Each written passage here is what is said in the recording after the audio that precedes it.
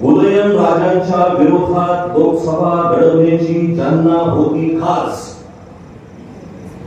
उदयनराजांच्या विरोधात लोकसभा लढवण्याची ज्यांना होती खास, त्यांचा जनतेनेच उतरवला मास, त्यांचा जनतेनेच उतरवला मास. उदयन महाराजांच्या मस्तकावर चढविला ताज आणि चर्चा सुरू झाली महाराष्ट्रात, उदयनराज उदयनराज उदयनराज. मित्रहो, मी एवढं सांगतो की निवडणूक आणि महाराज माझ्या दृष्टीने एक अतिशय महत्वाची गोष्ट ठरली. माझ्या आयुष्यात पंतप्रधान नरेंद्र मोदींच्या विचारमंचावर बसण्याची संधी महाराजांच्यामुळे मिळाली. एवढंच नाही तर त्या मंचावर भाषण करण्याची संधी बचत संस्थेला महाराजांच्यामुळे मिळाली. माझा फार मोठा सन्मान आहे महाराजांच्या बद्दल. महाराज तुम्हाला माहित आहे, तुम्ही किती टेन्शन होतो काय मला माहित नाही, पण मी फार टेन्शन होतो. मी काय निवडणूक काय नाही, पण टेन्शन भयंकर माझ्यावर. भाषण करून खाली आम्ही माणसं म्हणायची, सर तुम्ही बोलताय जोरात पण इकडे तुतारी जातो आहे, जाईल तिकडे तेच तुतारी जातो आहे, तुतारी जातो आहे. तर महाराज निकाल लागला आणि तुतारीची बात तुम्ही टिप्पणीची करून टाकली.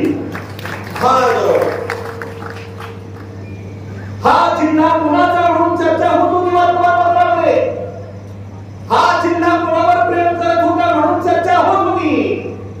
जनता काही बोलली नाही, पण जनतेने 4 तारखेला निकाल दिला आणि सांगितलं सातारा जिल्हा हा छत्रपतींचा जिल्हा आहे, उदय महाराजांचा जिल्हा आहे. हे वर्तमान सिद्ध झालेलं आहे. मित्रहो, हा विजयी आभार मिळाला आहे. आपण विजय साजरा करायचा आहे आणि आभार उदय महाराजांना आपण बाबा मानणार आहे.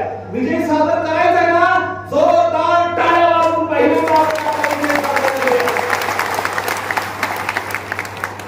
महाराज, मी मोदींच्या सभेत एक वाक्य बोलतो की महाराजांची क्वालिटी आहे ती दिल्लीच्या संसदेत पोहोचली पाहिजे. आणि मला अभिमान वाटतोय साहेब की दिल्लीत कॉलर महाराजांची एकदम उडवलेली मला ट्रीट मिळाली. मी धन्यवाद आहे. जगामध्ये चालते US डॉलर, जगामध्ये चालते US डॉलर आणि महाराष्ट्रात गाजते उदय महाराजांची बोला.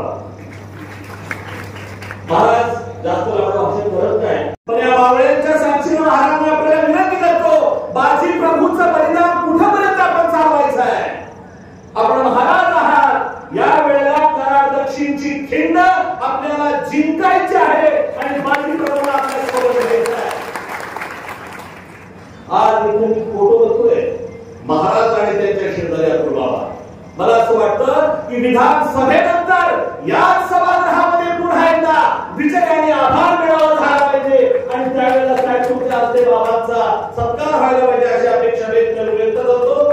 आणि पहिल्यांदाच बघून समाधान वाटलं की या सगळ्या महापुरुषांच्या यादीमध्ये बाबासाहेबांच्या आणि यशवंतराव चव्हाणांच्या शेजारी अण्णाभाऊ साठेंची प्रतिमा ठेवून आपण सन्मान केला.